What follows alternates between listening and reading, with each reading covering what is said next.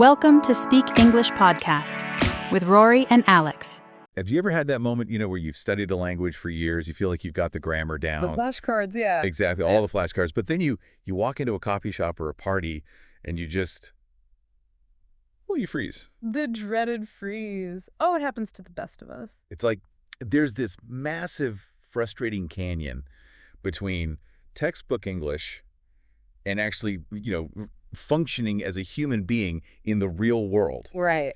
You know how to say, the cat is on the table, but you don't know how to politely tell your coworker to go away because you're just drowning in emails. Exactly. And that is the functional gap. It's the difference between, say, knowing the rules of the game and actually knowing how to play it. And that's what we're unpacking today. It is. We're diving into a really comprehensive data set from Speak English with Rory, titled 100 Essential Daily English Phrases. But look, I want to be clear right off the bat. This isn't just some vocab list. We aren't going to sit here and read a dictionary at you. No, not at all. What makes this material so interesting is that it breaks communication down into the actual rhythm of a human life. It's not sorted alphabetically. It's sorted by what do I need to survive this situation? So here's our mission for this deep dive. We are going to take you, the listener, through a simulated perfect day. We're going to wake up, struggle through the commute, survive office politics, navigate social awkwardness, and then finally crash into bed. And just to set the linguistic stage here, we are looking at what linguists often call B1 level fluency. These phrases are the glue. They aren't the big complex philosophical words. No. They're the connectors. They're the social grease that keeps the machinery of conversation from grinding to a halt. I love that image, social grease. Okay, so let's start where the day starts. The alarm goes off, you're awake, the sun is shining, or not, the first interaction. The morning routine. Obviously, you have the standard good morning, but the data points to a follow-up question that is surprisingly important. Did you sleep well? It seems so basic, though. Yeah. Is that really worth analyzing? It is, because think about the function of it. It's an immediate establishment of, well, intimacy.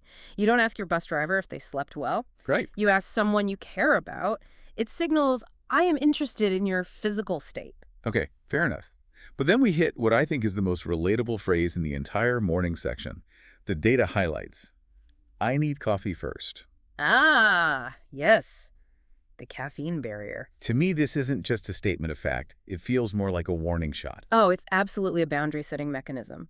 When you say, I need coffee first, you are effectively saying, I am physically present in the room, but my personality has not booted up yet. Right. It tells the other person, do not ask me about the utility bill. Do not ask me about the meaning of life. Wait for the beverage. So it's a polite way of saying shut up. I mean, context is everything, but yes. It preserves the relationship by preventing a grumpy interaction. You're asking for a grace period. Okay, so the coffee is brewing. Now comes the stress, the panic phase. Yeah. The data set gives us the phrase, I'm running late. Now, why running? Why not just I am late? This is a crucial distinction that learners often miss. I am late is a fixed state. You have arrived. The meeting started 10 minutes ago. You are late. It's a failure. Yeah. I'm running late implies a process.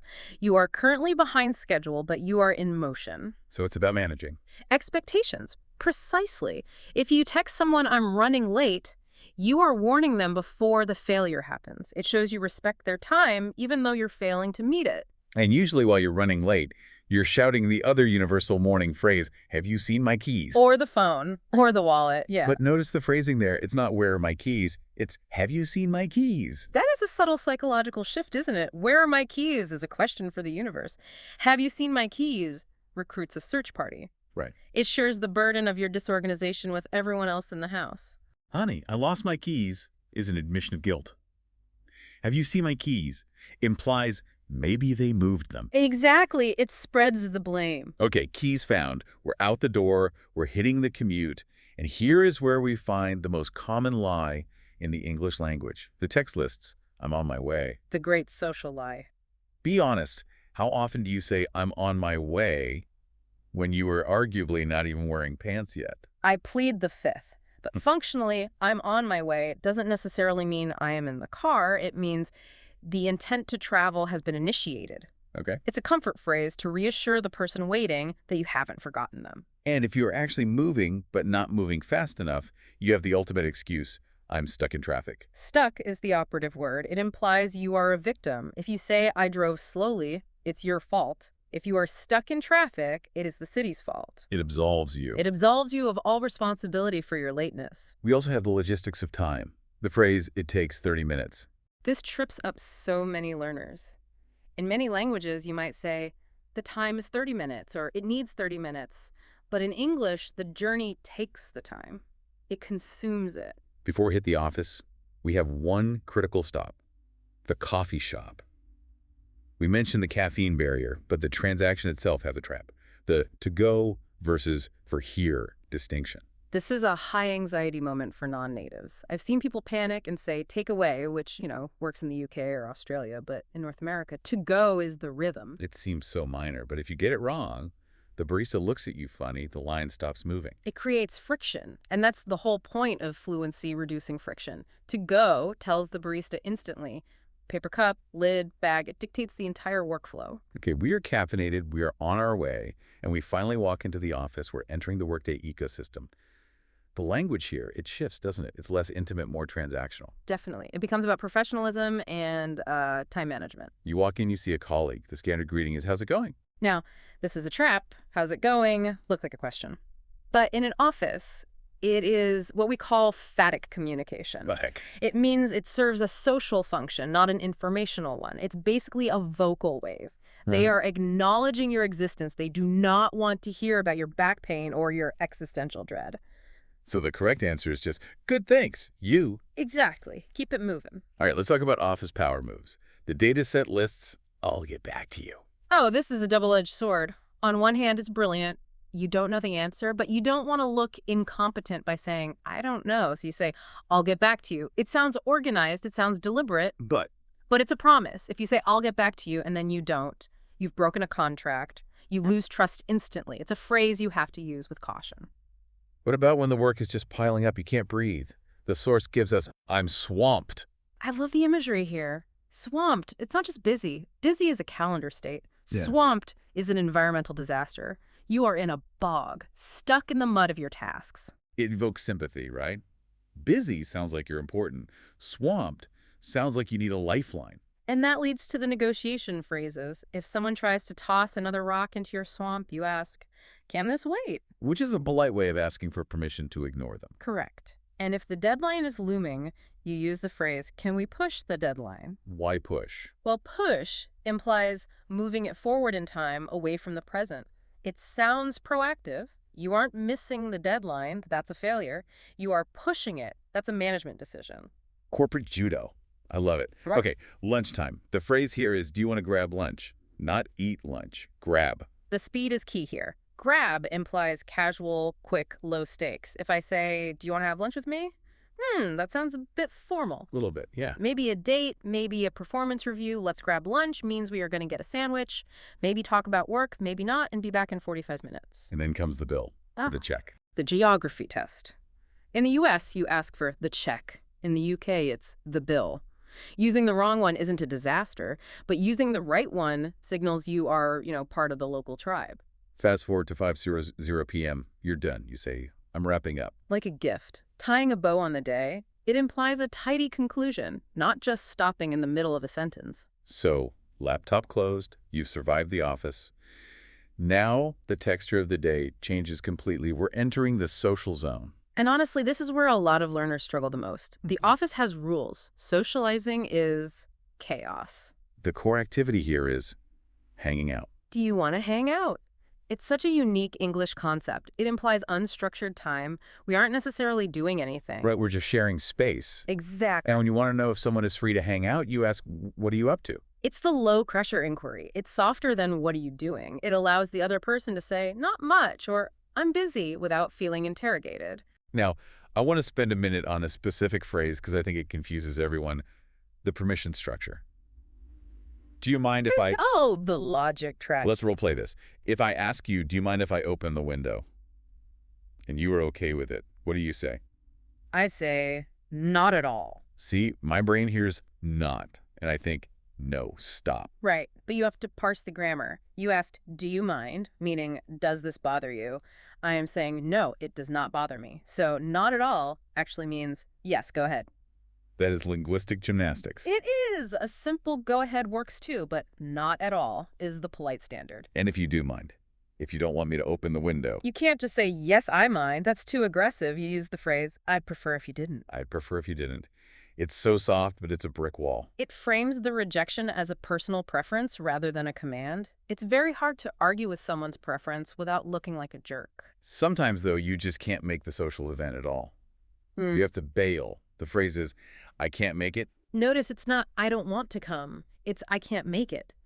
It implies an inability to manufacture yourself at the location. It depersonalizes the rejection. And the phrase that saves the friendship. Can we reschedule? That is the bridge. Oh, It says, I reject the time, not you. Let's go a little deeper into the feelings. Segment 4 of our day is emotional intelligence. The dataset contrasts I'm stressed with I'm overwhelmed. Is there really a difference? A huge difference. Think of it this way. Stressed is like hiking with a really heavy backpack. It's hard, you're sweating, but you're moving. Overwhelmed is being underwater. Oh. You can't move. You can't breathe. So if a friend says they are swamped at work, they are stressed. If they say they are overwhelmed, they might need help. Exactly. Overwhelmed is a red flag. And on the flip side, extreme happiness. The idiom is over the moon. Visual and cute. You're so happy you've left gravity behind. Now, we have to Yeah. talk about the phone or Zoom calls, the talking phrases. There's one phrase here that I think is a stroke of genius for ending a conversation. I think I know which one you mean. I should let you go. It is the ultimate polite lie. Right. You've been on the phone for an hour. You are bored. You're hungry. You want to hang up. But you don't say I'm hanging up. You say I should let you go. It frames the termination of the call as an act of altruism. You are doing them a favor. You are saying, I am so considerate of your time that I will sacrifice my desire to talk to you so you can get back to your life. When really, I just want to watch Netflix. Precisely. But it allows both parties to exit with their dignity intact. So we've navigated the day. We've worked. We've lied about traffic. We've hung out. Now, the come down. You walk through your front door. Re-entry. I'm home. And the immediate question to your partner or roommate, how's your day? Now, unlike the morning, how's it going? This one usually expects a real answer. This is where you actually debrief. But then, the dreaded question. The question that destroys marriages, what's for dinner? And the negotiation begins. The data set highlights the phrase, I'm too tired to cook. This isn't just about physical energy, it's decision fatigue. You have made decisions all day at work, in traffic. I'm too tired to cook usually really means I'm too tired to make another decision. Which leads to, should we order takeout? The universal solution. Finally, you are on the couch. Yeah. The day is done. You stand up, stretch, and say, I'm going to call it a night. Call it a night. It's an idiom from, I think, gaming or sports originally. You are declaring the event over. The operations of the day have ceased. And the final words you speak, sleep well, or sweet dreams. Sweet dreams is lovely because it's a wish for their subconscious. It's very affectionate. Sleep well is a bit more practical, but still caring. So we've made it. We've gone from I need coffee to sweet dreams. And when you look at this stack of phrases as a whole, what are we really looking at? We're looking at tools, Yeah. not just vocabulary tools. These are tools for permission like, do you mind? They are tools for transition like, I'm wrapping up. And tools for social protection like, I should let you go. It really highlights that being fluent isn't about knowing the longest words in the dictionary. Not at all. A robot can use big words. But a robot says no. A human says, I'd prefer if you didn't. A robot says, wait. A human says, I'll get back to you. These phrases are the softeners. They buffer our interactions so we don't crash into each other. It's about recognizing that other people have feelings and time. Yeah. And we need language that respects that. Exactly. So here's a thought to take with you as you go about your own day. We talked about phrases like hanging out or I need coffee first. These reflect the specific cultural rhythm, a culture that values clear work boundaries, but also unstructured leisure. Right. So ask yourself, in your native language, do you have direct equivalents for these? Do you have a specific phrase for hanging out, doing nothing specifically together? Or is that concept kind of unique to the English-speaking world? And do you have a polite way to tell someone to go away because you haven't had your caffeine yet? If not, feel free to borrow ours. Thanks for diving in with us today. My pleasure. We'll catch you on the next Deep Dive.